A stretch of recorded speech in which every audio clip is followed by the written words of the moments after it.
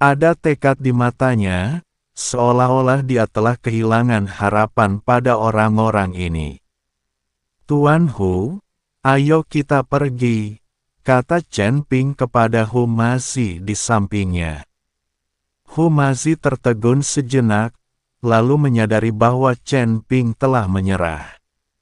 Dia memandang para biksu yang masih mengumpat, menggelengkan kepalanya tak berdaya, dan mengikuti Chen Ping mundur ke sudut di luar altar pengumpulan jiwa.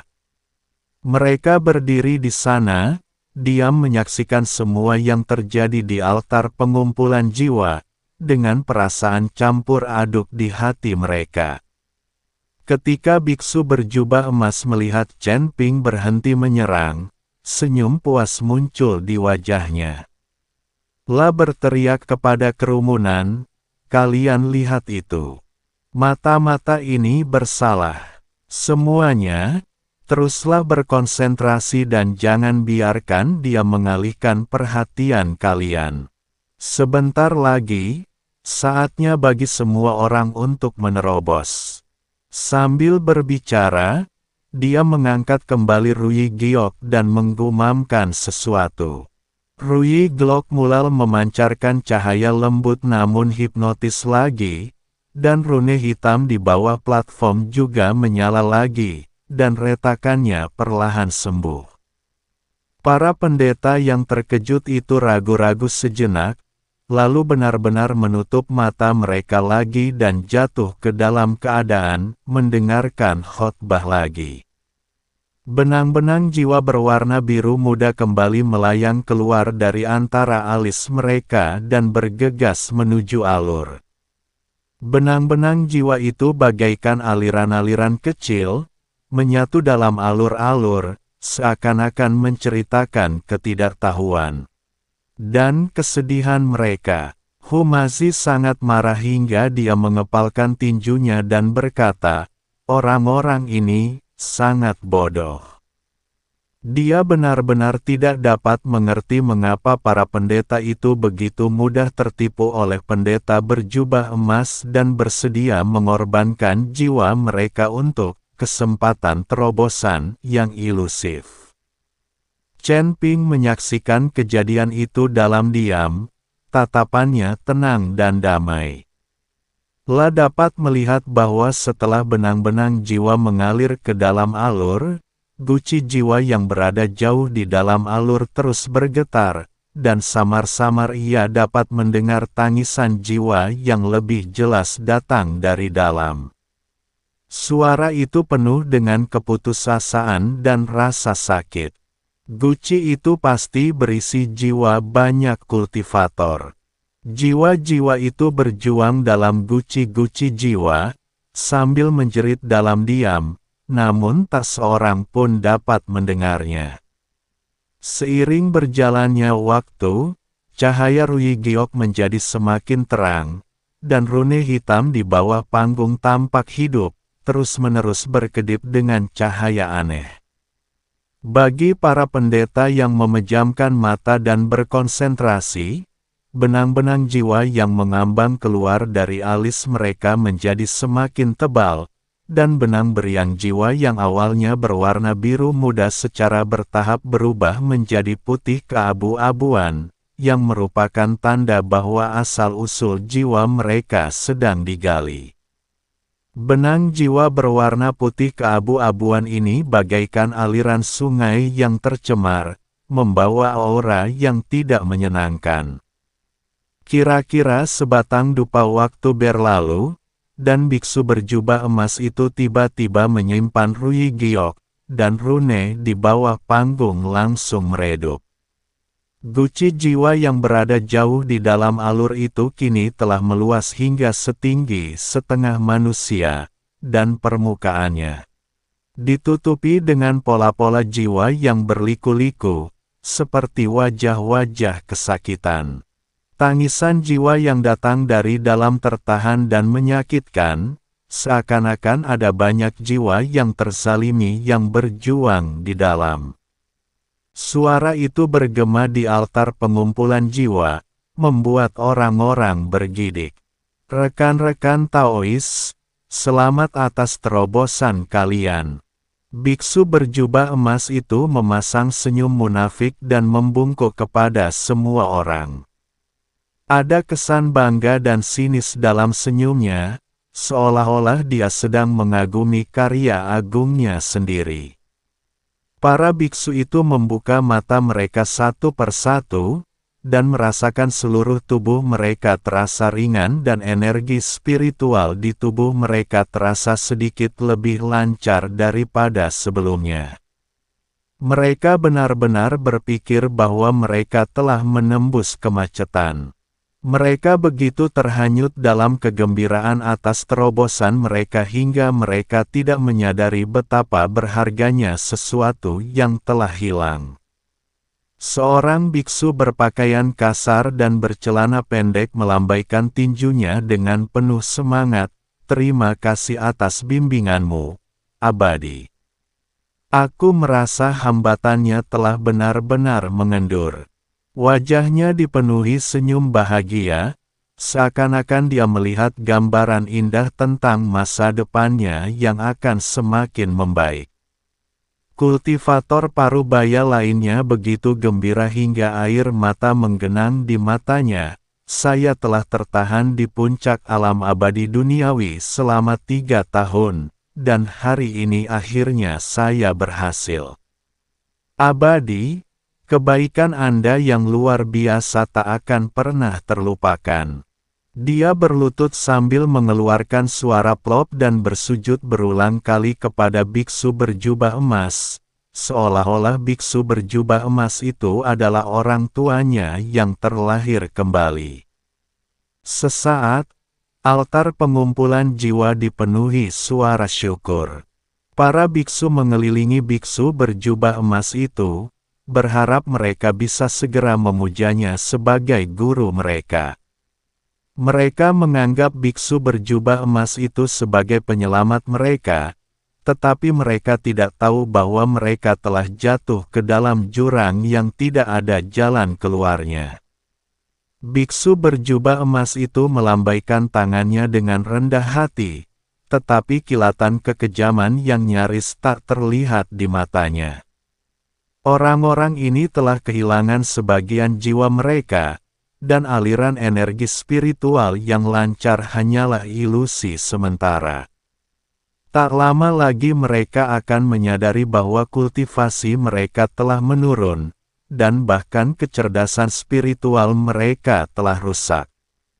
Namun, saat itu, mereka telah menjadi nutrisi dalam toples jiwa. Diam-diam dia menghitung dalam benaknya, dengan seringai puas di wajahnya. Konyol. Di sudut, suara Chen Ping yang dipenuhi sarkasme dingin terdengar jelas di telinga semua orang. Suaranya bagaikan guntur yang menggelegar, memecah keharmonisan palsu di altar pengumpulan jiwa. Para biksu langsung terdiam dan menoleh ke arah Chen Ping, wajah mereka langsung menjadi gelap. Ketidakpuasan yang rasakan karena diganggu oleh Chen Ping kembali membuncah. Pria berjanggut itu berteriak marah, "Pengkhianat lagil, apa hubungannya terobosan kami denganmu? Apa kau iri pada kami?" Chen Ping mengabaikan pria kekar itu dan menatap lurus ke arah biksu berjubah emas. Nada suaranya penuh dengan wibawa yang tak terbantahkan, "Serahkan guci jiwa." Matanya bagai dua pedang tajam yang menusuk jantung sang pendeta berjubah emas, menyebabkan jantungnya berdebar-debar.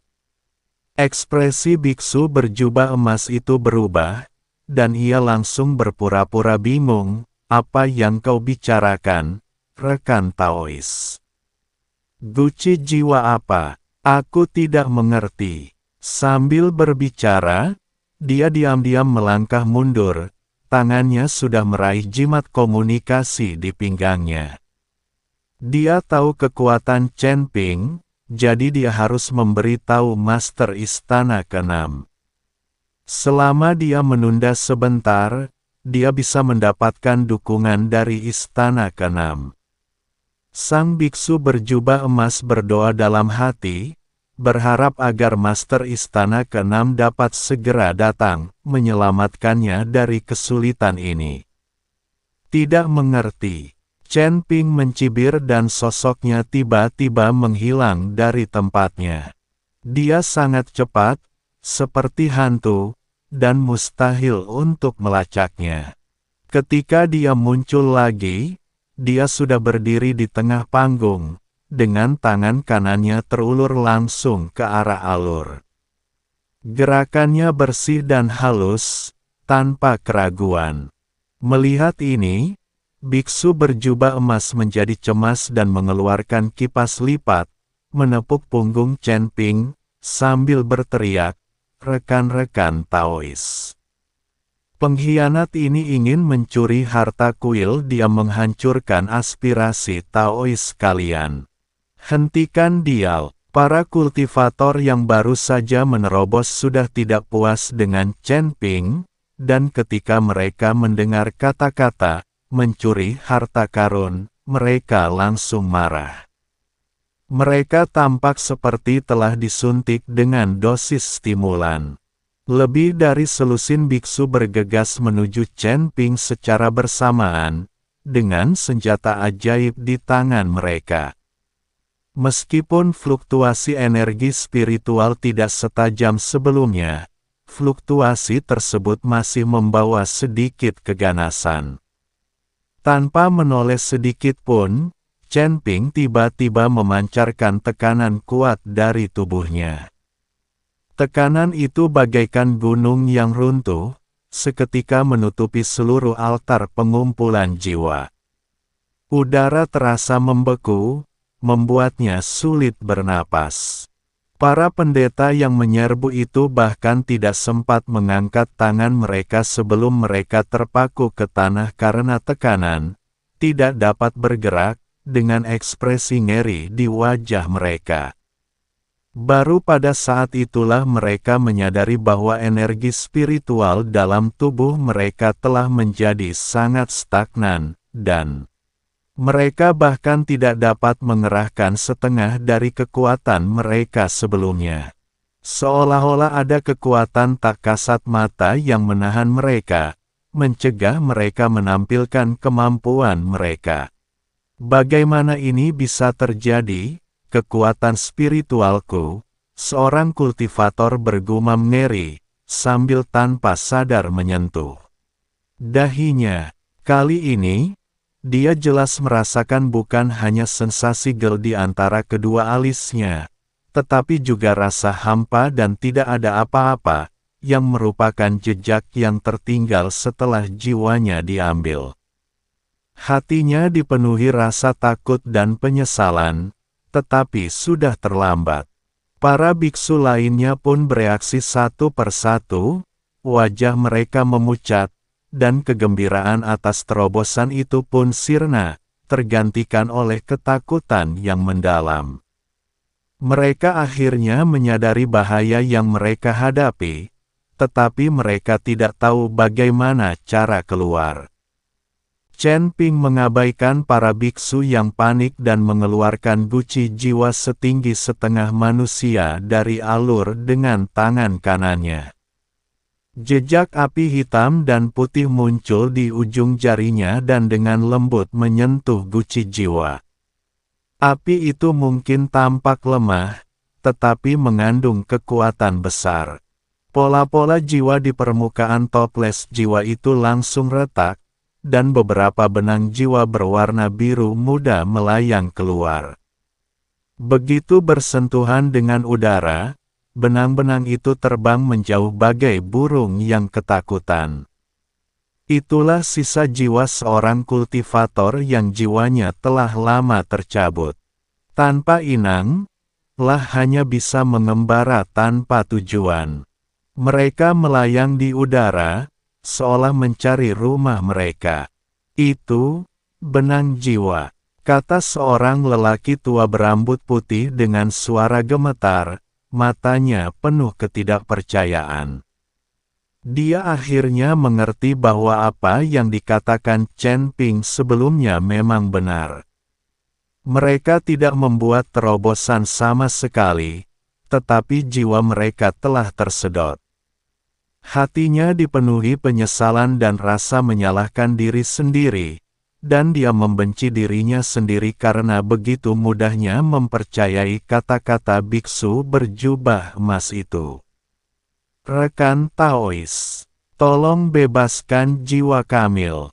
Biksu setengah baya yang sebelumnya terharu hingga menitikkan air mata, kini berlutut dan bersujud kepada Chen Ping berulang kali. Dahi pria itu membentur tanah dengan suara, bang-bang, dan tak lama kemudian darah mengucur keluar. Para biksu lainnya pun bereaksi dan berlutut, menangis dan memohon, kami tahu kami salah. Mohon ampuni kami, sesama Taois, dan kembalikan jiwa kami. Suara mereka dipenuhi keputusasaan dan permohonan, berharap untuk memperbaiki kesalahan mereka. Chen Ping menatap para biksu yang berlutut dan memohon, tanpa sedikit pun rasa kasihan di wajahnya. Api muncul di ujung jarinya lagi, dan kali ini, api langsung menyelimuti guci jiwa. Saat ia berlatih teknik konsentrasi hati di dalam tubuhnya, benang-benang jiwa milik para pendeta altar pengumpulan jiwa di dalam guci jiwa turut terekstraksi sedikit demi sedikit, berubah menjadi aliran energi jiwa murni yang mengalir ke dalam tubuhnya melalui ujung jarinya. Teknik jantung konsentrasi Chen Ping dapat memurnikan semua hal, jadi jiwa-jiwa ini juga dapat menjadi sumber daya untuk kultivasi Chen Ping. Karena orang-orang ini tidak tahu berterima kasih dan tidak tahu bagaimana menghargai orang baik, Chen Ping tidak perlu menyelamatkan mereka. Auranya menjadi lebih kuat dengan kecepatan yang terlihat oleh mata telanjang, dan api hitam putih di sekelilingnya menjadi lebih kuat. Api itu bagaikan bintang yang menyala, memancarkan cahaya yang menyilaukan. Kau, apa yang kau lakukan? Itu jiwa kami. Melihat ini, mata seorang kultivator langsung memerah. Lah berusaha menerkam, tetapi tertahan oleh tekanan Chen Ping dan hanya bisa mengamuk tanpa daya. Tubuhnya terus berputar dan berputar, tetapi dia tidak dapat melepaskan diri dari kekuatan yang menindas itu. Kalian tidak bisa melakukan ini. Kami tahu kami salah. Teriak biksu lain, suaranya penuh keputusasaan. Air mata menggenang di matanya dan mengalir menuruni pipinya. Chen Ping menutup telinga dan terus menyerap energi jiwa. Para biarawan ini jelas memiliki kesempatan untuk melihat konspirasi tersebut, tetapi mereka dibutakan oleh obsesi untuk menerobos dan bahkan berbalik melawannya. Sekarang mereka berakhir seperti ini, yang sebenarnya bukan salah mereka sendiri. Meski dalam hatinya dia merasa sedikit iba, dia lebih kecewa kepada para pendeta itu. Setan, sekalipun aku mati, aku takkan melepaskanmu. Pria berjanggut itu mengumpat dengan marah, matanya penuh kebencian. Matanya seolah ingin memakan Chen Ping hidup-hidup, tetapi dia tidak berdaya berbuat apa-apa. Mata Chen Ping berubah dingin dan dia menyemburkan api. Api itu bagaikan naga api, yang langsung melahap lelaki kuat itu. Pria kuat itu bahkan tidak sempat berteriak sebelum ia dilalap api dan berubah menjadi genangan abu dalam sekejap. Para biksu di sekelilingnya seketika terdiam, tak seorang pun berani mengumpat lagi. Dan mereka semua gemetar ketakutan, menatap Chen Ping dengan mata penuh ketakutan. Mereka akhirnya paham bahwa laki-laki di hadapan mereka bukanlah orang baik hati, melainkan orang kejam, tegas, dan suka membunuh. Chen Ping perlahan-lahan menyingkirkan api itu, dan sebagian besar energi jiwa dalam toples jiwa telah diserap. La melirik para biarawan yang gemetar dan berkata dengan tenang, mengingat kalian hanya tertipu, aku akan mengampuni nyawa kalian hari ini. Namun, hilangnya jiwa kalian adalah pilihan kalian sendiri, kalian tidak bisa menyalahkan orang lain. Meski suaranya tenang, suaranya menampakkan keagungan yang tak tertahankan. Semua orang memandang Chen Ping, ada yang marah, ada yang malu, dan ada yang bingung. Akan tetapi, mereka semua tahu bahwa mereka telah memilih jalan ini atas kemauan mereka sendiri, dan mereka menganggap bujukan Chen Ping sebelumnya sebagai penghalang yang disengaja, jadi mereka menyerangnya secara berkelompok. Chen Ping mengabaikan para biksu itu, tetapi melirik biksu berjubah emas, La menekan telapak tangannya dengan ringan, dan embusan udara langsung menjepit biksu berjubah emas itu ke tanah, membuatnya tak bisa bergerak. Apa yang akan kau lakukan? Aku dari istana ke-6 kuil. Jika kau berani membunuhku, Master Istana ke-6 tidak akan membiarkanmu pergi. Kata biksu berjubah emas itu dengan wajah ngeri. Chen Ping mencibir, Master Istana ke-6 bukan siapa-siapa. Sekalipun dia ingin melepaskanku, aku takkan melepaskannya. Aku datang ke langit ke-7 kali ini untuk membunuhnya. Mendengar kata-kata Chen Ping, biksu berjubah emas itu tampak pucat pasi. La tidak menyangka Chen Ping sama sekali tidak takut dengan ancaman dari kuil. Guru Hu, ayo kita pergi. Chen Ping berkata kepada Hu Masil, apa yang harus kita lakukan terhadap orang ini? Tanya Hu Mazi sambil menunjuk ke arah biksu berjubah emas. Jangan khawatirkan dia. Seseorang akan mengambil tindakan setelah kita pergi. Setelah Chen Ping selesai berbicara, dia berbalik dan pergi. Dia tahu bahwa para pendeta yang jiwanya telah diambil tidak akan pernah membiarkan orang ini pergi. Hu Mazi mengerti maksud Chen Ping dan mengangguk. Kemudian, ia menatap para biksu yang tampak seperti anjing liar, berbalik, dan mengikutinya meninggalkan altar pengumpulan jiwa. Para biarawan ditinggalkan di sana, sebagian duduk atau berbaring, wajah mereka penuh keputusasaan dan penyesalan. Derni, terobosan, yang ilusif, mereka menghancurkan jalur kultivasi mereka sendiri dengan tangan mereka sendiri, dan mereka tidak dapat menyalahkan orang lain atas semua ini. Melihat Chen Ping dan Hu Mazi pergi, semua biksu mengalihkan tatapan marah mereka kepada biksu berjubah emas. Ah, tak lama kemudian, teriakan biksu berjubah emas itu sampai ke telinga Chen Ping dan Hu Mazi.